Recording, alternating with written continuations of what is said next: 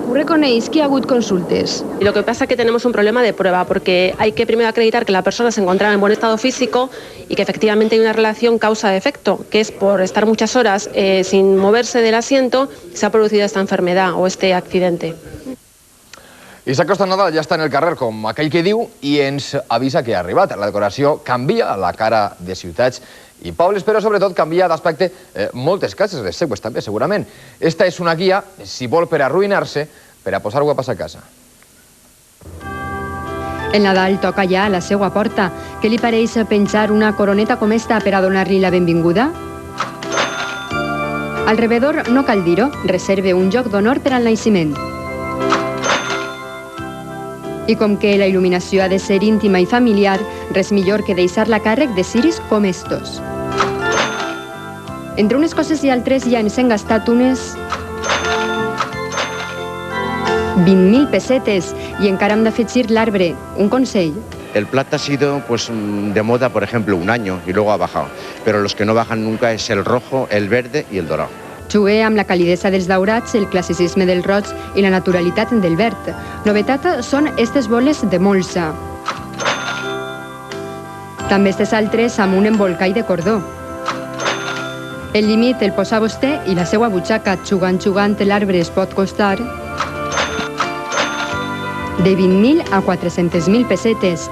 Encara sort que sempre queda la imaginació. Amb ella i 4 pesetes pot omplir el seu arbre amb un llaç i poca cosa més. Vol veure el resultat? No s'havíem oblidat, perquè a aquest arbre tan complit li falta l'element principal. El més important és l'estrella de Nadal. Com saben, ha d'estar situada en la part més alta. I ara sí, podem dir-ho, només cal desitjar-los que aquest arbre siga el testimoni de les seues millors festes.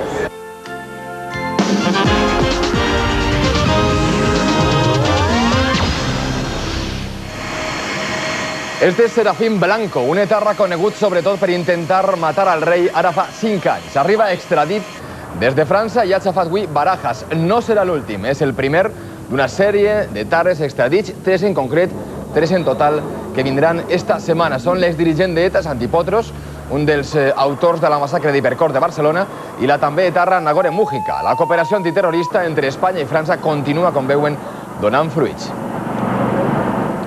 Però la realitat no obliga a no baixar la guàrdia, perquè ETA ha intentat una nova massacre avui.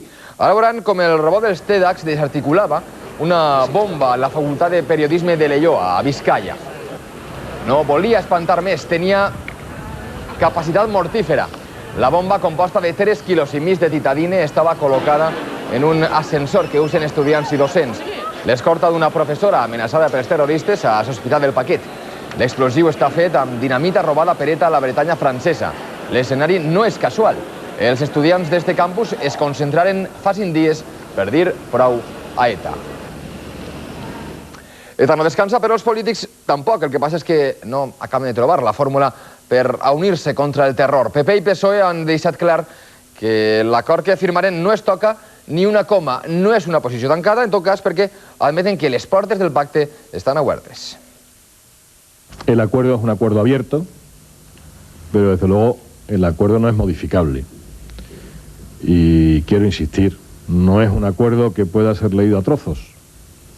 Es un acuerdo que solo se entiende si se lee, si se firma y se comparte en su integridad. Tienen que ser el Partido Popular y el Partido Socialista los que instrumenten la convocatoria al resto de las fuerzas políticas. Eso se va a hacer mañana. Pero en lo que es el acuerdo PP-PSOE, lògicamente no hay modificación alguna. Portes obertes per les quals han accedit avui UGT i Comissions Obreres, els sindicats majoritaris. En canvi, Esquerra Unida es manté a l'espera, reticent. Des del País Basc, el Lehendakari critica al Partit Popular per negar legitimitat al seu govern. Y en ese sentido saludamos también la decisión de los sindicatos de presionar y de plantear a los firmantes la necesidad de que se abra un diálogo y de que ese diálogo sea con todas las fuerzas políticas para conseguir la máxima representatividad de estos acuerdos. Y la gran exigencia que tiene que tener desde la propia sociedad vasca es solicitarle al Partido Popular que deje de decir estas barbaridades que está permanentemente diciendo a través de los medios de comunicación y que defienda, como todos los demás, sus argumentos en una mesa. Que los defienda no con los que pegan tiros, que los defienda con el Lehendakari, que el Lehendakari no pega tiros y además está en contra de todos los que pegan tiros. Els quadres que ara